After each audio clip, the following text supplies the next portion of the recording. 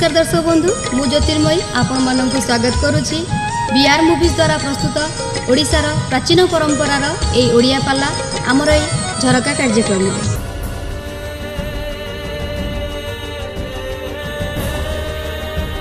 देखिया ये सत्यनारायण आ गोटे नारायण को आनबी आना कवि हेले व्यास वही होची संस्कृत भागवत आ गोटे नारायण किए देखिया कला ये कृष्ण कृष्ण नारायण हे राम मित विक्रम ये सह घोर तम बन्ही ताप कान ग्रसते हिन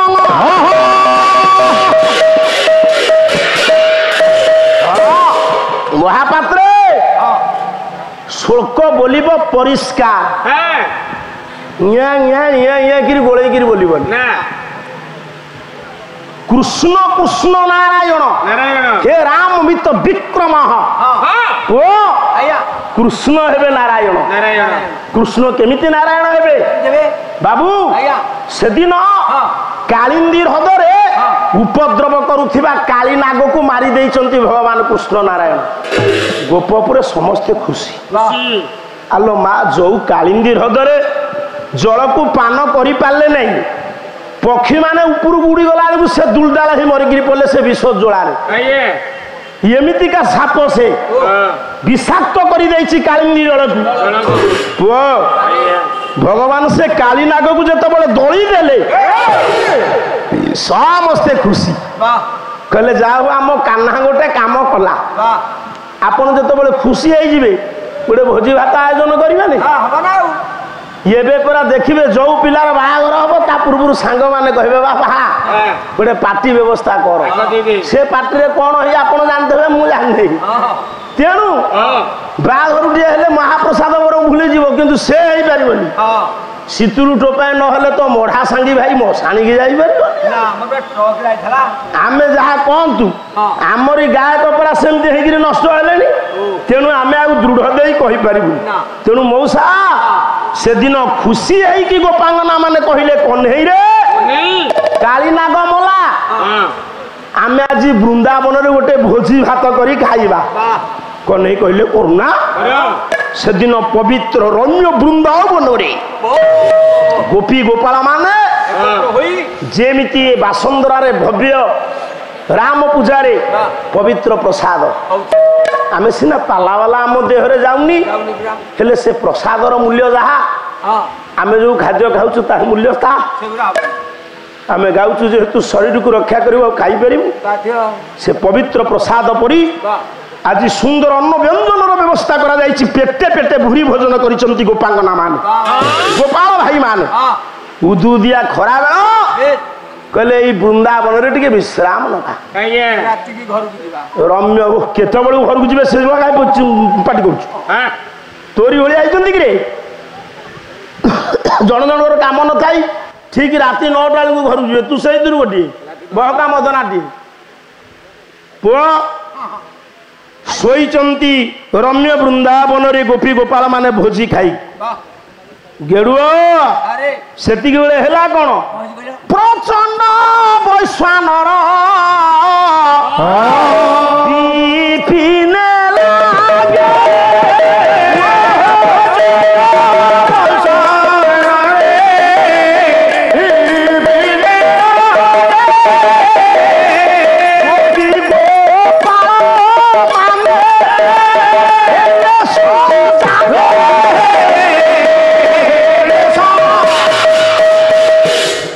जगतसिंहपुर छुक जी आपण मैंने बस सब शुणु आज द्वितीय पार्टी पार्टी अठा हो जगतसिंहपुरिया बारे बांधेबी ये पार अलग लगा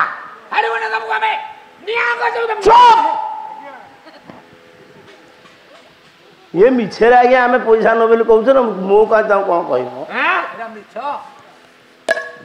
किंतु ये माटी अलगा ये माटी की धोइले सापुड़ा पकेब ये स्वतंत्र माटी छाड़ सी आज बेसी जगतसिंहपुर कहबेनि कहीं कहल से जिला को आछन कम चालाक गायक हाँ ସବୁ ଠିକ ଏଇ ଆପଣ ଦୂରରୁ ଜାଣିପାରିବେନି ପୁଅ କି ଝିଅ ପାଖକୁ ଆଇଲେ ଜଣା ପଡିବ ଏଠି ଯେତିକି ଆପଣ ମାନେ ବସିଛନ୍ତି ଆପଣ ଭାବୁଛନ୍ତି କି ମୁଁ ତାଙ୍କୁ କୌଣସି ହିଂସାତ୍ମକ ଭାବରେ କହୁଛି ନା ଆମେ ଜଗତସିଂହପୁର ଗାୟକ ଆମର ଖାଇବା ଡେରି ହେଲେ ଚଳିବ ସେମାନେ ଭଲରେ ଖାଇବେ ପିଇବେ ତାପରେ ପିଠିରେ ନେବେ ଯିବେ ପୁଅ ଶୁଣୁ ଲାଗିଗଲାନି ଘୋର ଦାବାନଳ ରମ୍ୟ ବୃନ୍ଦାବନରେ ଚାରିଆଡେ ଲାଗିଗଲା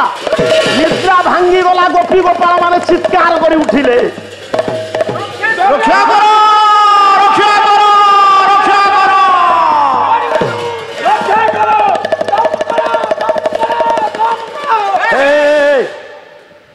ମନେକର ତ ଘରେ ନିଆଁ ଲାଗିଯିବ ତୁ ଏମିତି ହବ ନିଆଁ ଲାଗିଲା କେମିତି କହିବି ତୁ ଛଟପଟ ହେଇଯିବୁ ହଁ ମୁଁ ଠିଆ ହେଇକି ଛଟପଟ ହଉଛି ନା ଆଉ ସେ ଛଟପଟ ହଉଛନ୍ତି ତୁ ମିଛରେ କିଛି ହଉନୁ ପୁଣି ଡେରିରେ ତୋର ହେଲା ଏଠି ଚିତ୍କାର କଲେ ଗୋପୀ ଗୋପାଳ ମାନେ କାହିଁକି ଚିତ୍କାର କଲେ ଆଜ୍ଞା ଆରେ ନିଆଁ ତ ଗୋଟେ ପଟେ ଲାଗିଲା ତୁମେ ଆଉ ଆର ପଟେ ବାହାରି ପଳେଇଲନି ନାଇଁ ଆଜ୍ଞା ସେ ଚାରିପଟରେ ନିଆଁ ଲାଗିଛି ଚେଷ୍ଟା କଲେ ବାହାରି ଯିବେ ବୋଲି ଯୋଉ ପଟୁ ଗଲା ବେଳକୁ ନିଆଁ ଜଳୁଛି ଚାରି ପାଖରୁ ନିଆଁ ଗୁଡିକ ଏମିତି ଅତିକ୍ରମ କରି ଆସୁଛି ଏମାନେ ମଝିରେ ରହିଲେନି ଗୋଟେ ଗୋଲାକାର ବୃତ୍ତାକାର ହେଇକି ଆଉ ଅଳ୍ପ ସମୟ ପରେ ସେ ନିଆଁକୁ ଜାଳିଦବ ପ୍ରାଣ ବିକଳରେ ଡାକିଲେ କୃଷ୍ଣ କୃଷ୍ଣ ନାରାୟଣ ହେ ରାମ ମିତ ବିକ୍ରମ ଏ କୃଷ୍ଣ ନାରାୟଣ ଆପଣଙ୍କ ବାହୁରେ ଅପରିମିତ ବଳ ଅଛି ଆପଣଙ୍କ ଅଗ୍ରଜ ପ୍ରତିମ ହେଲେ ବଳରାମ ଇଏ ସହ ଘୋରତମ ବହ୍ନି ଇଏ ଘୋରତମ ଅଗ୍ନିରୁ ବହ୍ନିରୁ ଆପଣ ଆମକୁ ରକ୍ଷା କର ସାରେ କଣ ଖାଲି ଗୋପାଙ୍ଗନା ମାନେ ଡାକିଲେ ଲେଖିଲେ ବ୍ୟାସ ଆମ ଜଗନ୍ନାଥ ଦାସ ଲେଖିଲେନି ଓଡ଼ିଆ ଭାଗବତରେ କେମିତି ଗୋପାଙ୍ଗନା ମାନେ ଡାକୁଛନ୍ତି ସବୁ ଗୋପାଙ୍ଗନା ମାନେ ଉପରକୁ ହାତ ଟେକି ଦେଲେ ରେ ଉତ୍ସର୍ଗ କରିଦେଲେ ପ୍ରାଣ କହିଲେ କହ୍ନେଇରେ ଇଏ ଘୋର ବିପଦରୁ ତୋ ବ୍ୟତିରେକ ଆମକୁ କେହି ରଖିବେନି ଚାରିପଟୁ ନିଆଁ ମାରି ଆଣିଲାଣି ଆଉ ଅଳ୍ପ ସମୟ ପରେ ଆମେ ମରିଯିବୁ ଜାଳିଦବ ଉପରକୁ ଉତ୍ତୋଳନ କରି ବାହୁ କୃଷ୍ଣଗତ ପ୍ରାଣ ଉତ୍ସର୍ଗୀକୃତ ପ୍ରାଣ ଗୋପାଙ୍ଗନା ମାନଙ୍କର ବାହୁ ଉତ୍ତୋଳନ କରି ଡାକିଲେ ଜଗନ୍ନାଥ ଦାସ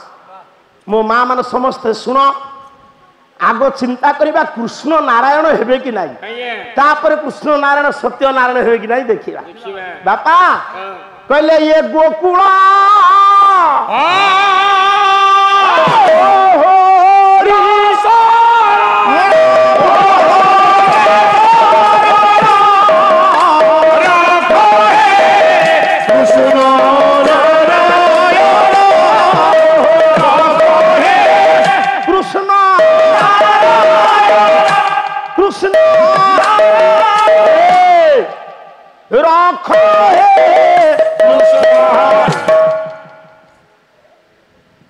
ଗୋକୁଳ ତୋହରି ଶର ଉପରକୁ ହାତ ଟେକି ଦେଇ ଗୋପାଙ୍ଗନା ମାନେ କହିଲେ କହ୍ନେଇରେ ଖାଲି ଗୋପାଙ୍ଗନା ନୁହଁ ଗୋପାଳ ନୁହଁ ଇଏ ଗୋପପୁରରେ କୀଟ ଠାରୁ ବ୍ରହ୍ମ ପର୍ଯ୍ୟନ୍ତ ଯେତେ ଯିବ ସମସ୍ତେ ତୋ ପଦାବ୍ଜରେ ସମର୍ପଣ ତୁ ରଖି ନ ରଖିଲେ ବିପଦରୁ ରଖିବ କିଏ ସାରେ ପାଣି ଇଏ ନିଆଁ ଲାଗିଲେ ଲିଭା ହବ ପାଣିରେ ଆପଣ ଅଗ୍ନିଶମ ବିଭାଗକୁ ଫୋନ କରିବେ ଫାୟାର ଷ୍ଟେସନ ଗାଡ଼ି ଆସିବ ସେ ପାଣି ପକେଇବ ନା ଆଉ କୋଉଥିରେ ନିଭେଇବ କି ବାଲି ଫାଲି ଟିକେ ପକେଇଦେବେ ଆଚ୍ଛା ଏ ଯୋଉ ଚାରିପଟ ନିଆଁ ଲାଗିଛି କୃଷ୍ଣ ଏକା କଣ ପାଣି ପକେଇ ନିଭେଇ ଦେବେ କେଜାଣି ତୁ ଟିକେ ଆଇଡିଆ ଖର୍ଚ୍ଚ କଲୁ ତୁ ତ ଗୋଟେ ଦକ୍ଷ ପାଳିଆ ଆଇଡିଆ ଖର୍ଚ୍ଚ କଲୁ ବୃନ୍ଦାବନର ଚାରିପାଟୁ ଅଗ୍ନି ରାସିଲାଣି ମଝିରେ ଅଳ୍ପ ବା କଣ ଜାଗା ଅଛି ସେଇଠି ଗୋପୀ ଗୋପାଳ ଅଛନ୍ତି ମୁହୂର୍ତ୍ତକରେ ଅଗ୍ନି ନିର୍ବାପିତ ହବା ଦରକାର ଭଗବାନ କୃଷ୍ଣ ନାରାୟଣ କଣ କରିବେ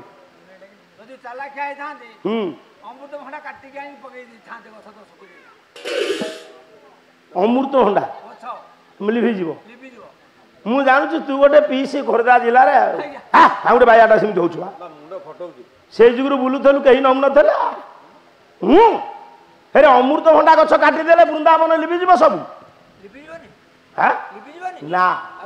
ସେ କଣ ତୁ ହେଇଛୁ ନା ମୁଁ ହେଇଛୁ ଭଗବାନ କେମିତି ସେ ଅଗ୍ନିକି ନିୟନ୍ତ୍ରଣ କଲେ ଗୋଟିଏ ଗୋପାଙ୍ଗନା ମାନଙ୍କର କ୍ଷତି ହେଇନି।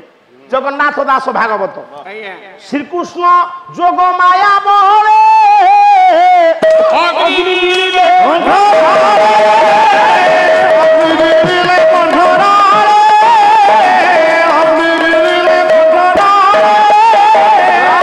ଆପଣ ମାନେ ଆଶ୍ଚର୍ଯ୍ୟ ହେବେ ମୋର ଜ୍ଞାନୀ ଗୁଣୀ ବିବେକୀ ପଣ୍ଡିତ ମଣ୍ଡଳୀ ମହୋଦୟ। ଆଜ୍ଞା ସେ ଯୋଉ ନିଆଁ ଆଜ୍ଞା ଜଳୁଥିଲା ଆପଣ ଦେଖିବେ ଯାଇଥିବେ ବଣିଆ ଦୋକାନକୁ ସୁନା କାମ ହଉଥିବ ସେ ଗୋଟେ ନଳରେ ଏମିତି ଫୁ ଫୁ କରୁଥିବ ବେଳେ ବେଳେ ଏମିତି ଶୋଷି ଆଣୁଥିବ।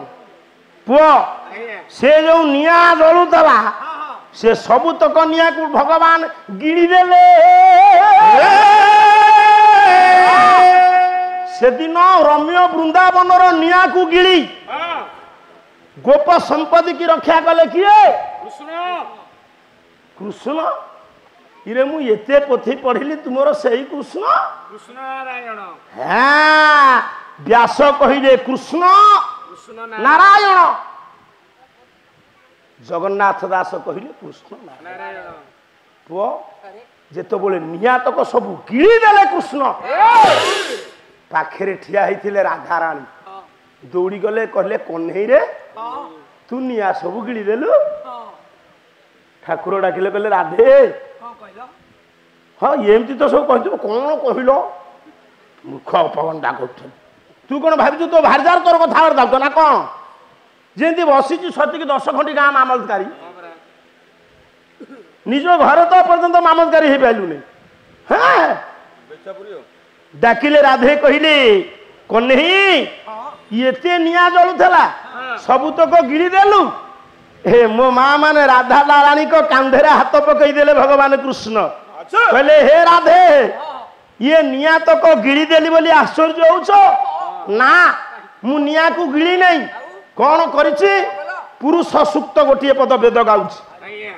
କାଲି କହିଥିଲ ବେଦ ଗାଉନି ବୋଲି କାନ ଖୋଲିକିରି ଶୁଣ ବେଦଟିଏ ଗାଉଛି। କହିଲା ଚନ୍ଦ୍ରମା ମନୋ ସଜାତ ସୂର୍ଯ୍ୟ ଚକ୍ଷୁ ଅଜାୟତ ଶ୍ରୋତାଦ ବାୟୁଶ୍ଚ ପ୍ରାଣଶ୍ଚ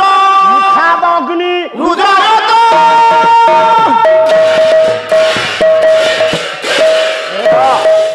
ଭଗବାନ ନାରାୟଣ କୃଷ୍ଣ ନାରାୟଣ ରାଧାଙ୍କ କାନ୍ଧରେ ହାତ ପକେଇ ମୋ ସବୁ ମା ମାନେ ମନ ଦେଇ ଶୁଣ ମୁଁ ବହୁତ ଖୁସି। ପ୍ରାୟ ଜାଗାରେ ଆମେ ପାଲା ଗାଉ ମା ମାନେ ବେଶୀ କେହି ଆସନ୍ତିନି। ସେ ତାଙ୍କର ଟିଭି ଫିଭି ଦେଖିବେ ମୋବାଇଲ ଦେଖିବେ ସେ କାହିଁ ଆସିବେ। ଆଉ ଯଦି ବା ଆସନ୍ତି ସେ ତାଙ୍କର ଘର କଥା ଗପାଗପି ହୁଅନ୍ତି। କିନ୍ତୁ ଆଜି ମୁଣ୍ଡ ନଇଁ ଯାଉଛି ଆପଣ ମାନଙ୍କ ପାଦ ତଳେ। ଆପଣ ମାନେ ଯେତିକି ମା ମାନେ ଝିଅ ମାନେ ବୋହୂ ମାନେ ବସିଛ ନୀରବରେ ଶୁଣୁଛ ଏଇଟା ହଉଛି ବଡ କଥା। ର ଗୋଟେ ସଚ୍ଚା ଘରଣୀ ହବା ପାଇଁ ହେଲେ ତାକୁ ପାଲା ଶୁଣିବାକୁ ପଡିବ। ଗୋଟେ ଯୋଗ୍ୟ ପୁଅ ହେଲେ ତାକୁ ପାଲା ଶୁଣିବାକୁ ପଡିବ। ଗୋଟିଏ ଯୋଗ୍ୟ ବାପା ହବାକୁ ହେଲେ ପାଲା ଶୁଣିବାକୁ ପଡିବ। ପାଲା ଭିତରେ ବହୁତ କଥା ଅଛି। ମୋ ମା ମାନେ ସମସ୍ତେ ଶୁଣ। ସେଦିନ କୃଷ୍ଣ ନାରାୟଣ କହିଲେ କହିଲେ ରାଧେ ଇଏ ଚନ୍ଦ୍ରମା ରାତିର ଶୋଭା ପାଏ। ଚନ୍ଦ୍ର ଚନ୍ଦ୍ରକୁ ମୁଁ କୋଉଠୁ ସୃଷ୍ଟି କରିଛି ଜାଣିଛ? ମୋ ମନରୁ। ଯୋଉ ସୂର୍ଯ୍ୟ କିରଣ ନ ପଡ଼ିଲେ ପୃଥିବୀରେ କେହି ବଞ୍ଚି ପାରିବେନି। ଭଗବାନ କୃଷ୍ଣ ରାଧାଙ୍କୁ କହିଲେ ସେ ସୂର୍ଯ୍ୟକୁ ମୁଁ ମୋ ଆଖିରୁ ସୃଷ୍ଟି କରିଛି। ଯୋଉ ପବନ ନ ବହିଲେ ଆମେ ମାନେ ବଞ୍ଚି ପାରିବା ସେ ପବନକୁ ମୋ କର୍ଣ୍ଣ ଗହରରୁ ସୃଷ୍ଟି କରିଛି। ଯୋଉ ଅଗ୍ନି କି ଗିଳି ଦେଲି ବୋଲି ତୁମେ ଆଶ୍ଚର୍ଯ୍ୟ ହଉଛ ମୁଖାତ ଅଗ୍ନି ରୁଜାୟତ ମୁଁ ସେ ଅଗ୍ନି କି ମୋ ମୁହଁରୁ ସୃଷ୍ଟି କରିଥିଲି। ମୁଁ ଯେମିତି ଦେଖିଲି ମୋ ବୃନ୍ଦାବନ ଜାଳିଦେଲା ଯୋଉ ମୁହଁରୁ ସୃଷ୍ଟି କରିଥିଲି ଅଗ୍ନି କି ସେଇ ମୁହଁରେ ଆଣି ରଖିଦେଲି ରେ।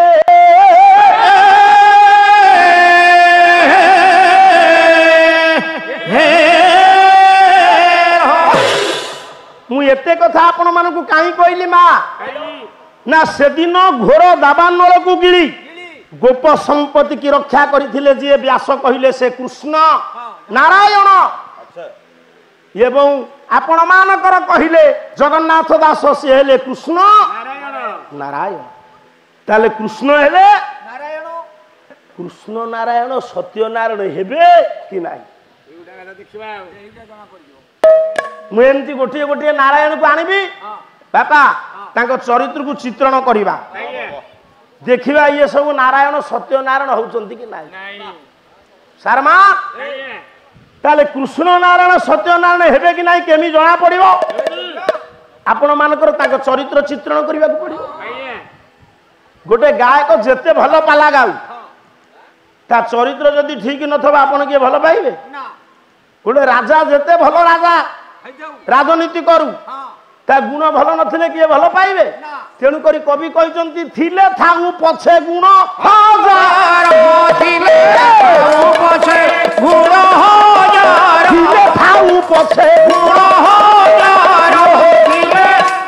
ଚରିତ୍ର ନଥିଲେ ଯେତେ ଗୁଣ ଥାଉ ଯେତେ ଜ୍ଞାନୀ ହେଇଥା ଚରିତ୍ରଗତ ଦୋଷ ଥିଲେ କେହି ମା ସମ୍ମାନ ଦେବେନି ସମସ୍ତେ ଛି ଛି କହିବେ କହିବି ତାହେଲେ କୃଷ୍ଣ ନାରାୟଣଙ୍କର କଣ ତା ତ୍ରୁଟି ରହିବ କି ରହିବନି ସେ ନାରାୟଣ ହେବେ କି ନାହିଁ ସତ୍ୟନାରାୟଣ ବିଚାର କୃଷ୍ଣ କିନ୍ତୁ ନାରାୟଣ ତାଙ୍କୁ ମୋ ବାପା କାଟି ପାରିବନି ବ୍ୟାସ କହିଛନ୍ତି ଜଗନ୍ନାଥ ଦାସ କହିଛନ୍ତି ସତ୍ୟନାରାୟଣ ହେବେ କି ନାହିଁ ଦେଖିବା ପୁଅ ଆଜ୍ଞା ସେଦିନ ଗୋପପୁରରେ ପହଞ୍ଚିଲା ଗୋଟିଏ ନୂଆ ଲୋକ ଗୋପପୁରକୁ ବହୁତ ଆସିଛନ୍ତି ଆଜ୍ଞା କାହିଁକି କାହିଁକି କୃଷ୍ଣକୁ ମାରିବା ପାଇଁ ପଠେଇଛି କିଏ କଂସ ନୃଶଂସ କଂସ ବା ଇଏଡ଼ିକି ବକଟେ ପେଟର ଛୁଆ ହଁ ତାକୁ ପ୍ରଥମେ 4 ଦିନ ଯାଇନାହିଁ ହଁ ଗୋଟେ ରାକ୍ଷସୀ କି ପଠେଇଲା ସେ କଣ କରିଛି ତା ସ୍ତନରେ ବିଷ ବୋଳିକି ଆସିଛି ଆଜ୍ଞା ଇଏ କଥାଟା ଆପଣ ଜାଣିଛନ୍ତି ହଁ କିନ୍ତୁ ମୁଁ କାହିଁକି ଆକୁ କହୁଛି ନା ୟାରି ଭିତରୁ ଗୋଟେ ପ୍ରଶ୍ନ ବାହାର କରିବି ଦେଖିବା ପାଲା ବାଲା ଶୁଣ ଇଏ ପ୍ରଶ୍ନକୁ ଉତ୍ତର ଦବ ମୁଣ୍ଡ ଖର୍ଚ୍ଚ କରିବି ହଁ ସେଇଥିପାଇଁ ସତର୍କ କରିଦେଲି ବା କାରଣ ଅନ୍ୟ ମନସ୍କ ଥବ କଣ କରୁଥିବ ମୋ ମୋବାଇଲ କେମିତି ଥବ ହଁ ପୁଅ ଆଜ୍ଞା ପୁତନା ପୁତନା ବୋଲି ଗୋଟିଏ ରାକ୍ଷସୀ ଆଜ୍ଞା ସେ ହଉଛି କଂସର ଭଉଣୀ ଭଉଣୀ ପ୍ରଥମେ ଏଇ ସୂତ୍ର ଆପ୍ଲାଏ କଲା କଂସ ବାସ୍ କହିଲା ଶୁଣିଲ ପୁତନା ଭାଇ ତୁ ଗୋଟେ ଏମିତି ଅଭିନୟ କରିବୁ ବାସ୍ ତୋ ବକ୍ଷରେ ବିଷ ବୋଳି ଦେବୁ ତାପରେ ଯାଇକିରି ଗର୍ଜନ କରିବୁ ମୋ ପୁଅ ମରିଯାଇଛି ହଁ ହଁ ନନ୍ଦରାଣୀ ତ ବୁଢୀ ବୟସରେ ପିଲା ଜନ୍ମ କରିଛି କ୍ଷୀର ତାର ହଉନି ତା ପିଲା କେମିତି କ୍ଷୀର ଖାଇକି ମୋଟା ହବ ତୋ ଗୁଳକୁ ବଢେଇ ଦବ ବାସ୍ ଯେମିତି ବଢେଇ ଦବ ବାସ୍ ତୋ ସ୍ତନରେ ତ ବିଷ ବୋଳା ହେଇଛି ବିଷ ବୋଳା ସ୍ତନ ତା ପାଟିରେ ଭରୁ ଭରୁ ଶୋଷି ନବ ମରିବ ଭାଇରେ କେତେ ବୁଦ୍ଧି ଚୁପ୍ ହେଇବ ସେ ଅଭିନୟ ଦରକାର ନାହିଁ ଆଜି ଅଧିବାସରେ ଭାରି ଓଢ଼ଣୀଟା ପକେଇକି ବାହାରି ପଡୁଛି ନିଜ ଭାରିଜା ଓଢ଼ଣୀ ଦଉନି ଇଏ ଭାରି ଓଢ଼ଣୀ ଦଉଛି ପୁଅ ଆଜ୍ଞା ତେଣୁ ପୁତନା ପୁତନା ଯେତେବେଳେ ପହଞ୍ଚିଛି ନନ୍ଦରାଣୀ ବଢେଇ ଦେଇଛନ୍ତି ପିଲା ବିଷ ବୋଳା ବକ୍ଷଜକୁ ପୁତନା କାହା ପାଟିରେ ଭରିଲେ କୃଷ୍ଣଙ୍କର ମତେ ଦଉନ ହବେ ପାଟି କରୁଛୁ ବିଷ ପିଇଲେ କିଏ କୃଷ୍ଣ ମଲା କିଏ ପୁତନା ଲେଖି ନାହାନ୍ତି ଆପଣଙ୍କର କବି ସମ୍ରାଟ ଉପେନ୍ଦ୍ର ଭଞ୍ଜ ଛାନ୍ଦ ଭୂଷଣ କଣ ଲେଖିଲେ ଖା ବୋଲି ପୁରୁଣା କାଳେ ଆସର ଇଏ ହରି ମୁଖେ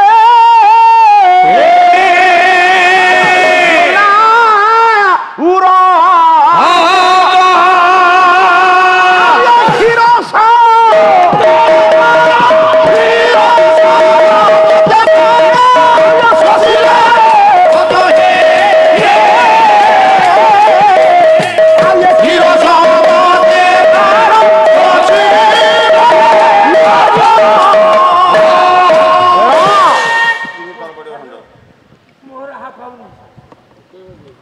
ପୁଅ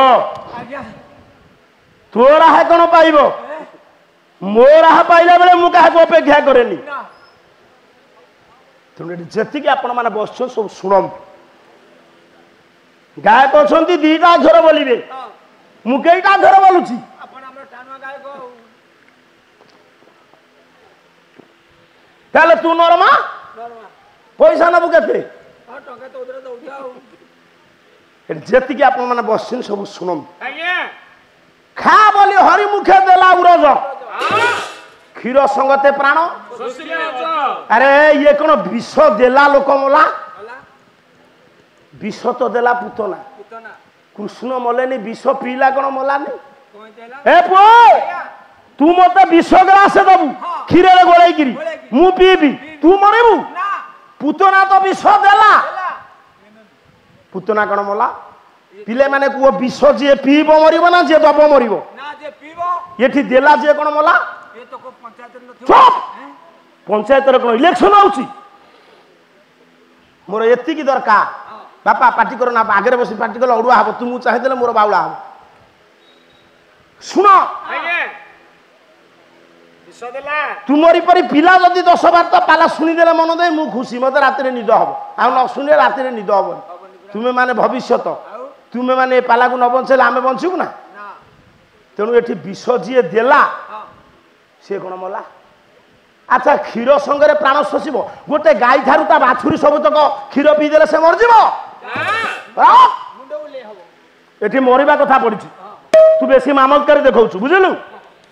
ताले मुंडो बुलेला काण पुतनार मोला थाओ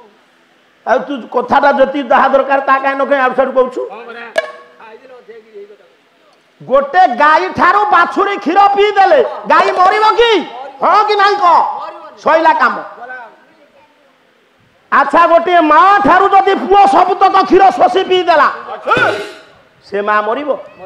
ताले क्षीर सांगे प्राण केमती शोषिला ए पुओ प्राण कौन काठुआ खाद्य 4 प्रकार मन रख बोलो चर्बीय खाद्य ଠିକ लेह्य खाद्य शस्य खाद्य पेय खाद्य ଆଜ୍ଞା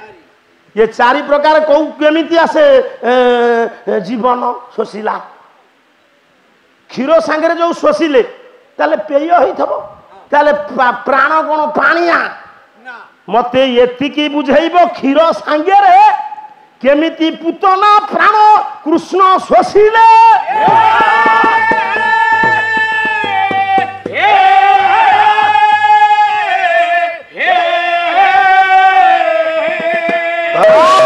दर्शक बंधु आम प्रोग्राम टी आपको केमती लगिला यार मतामत दियंतु लाइक करंतु शेयर करंतु आ हाँ सब्सक्राइब करने को केबे भूलंतुनी रहउची नमस्कार।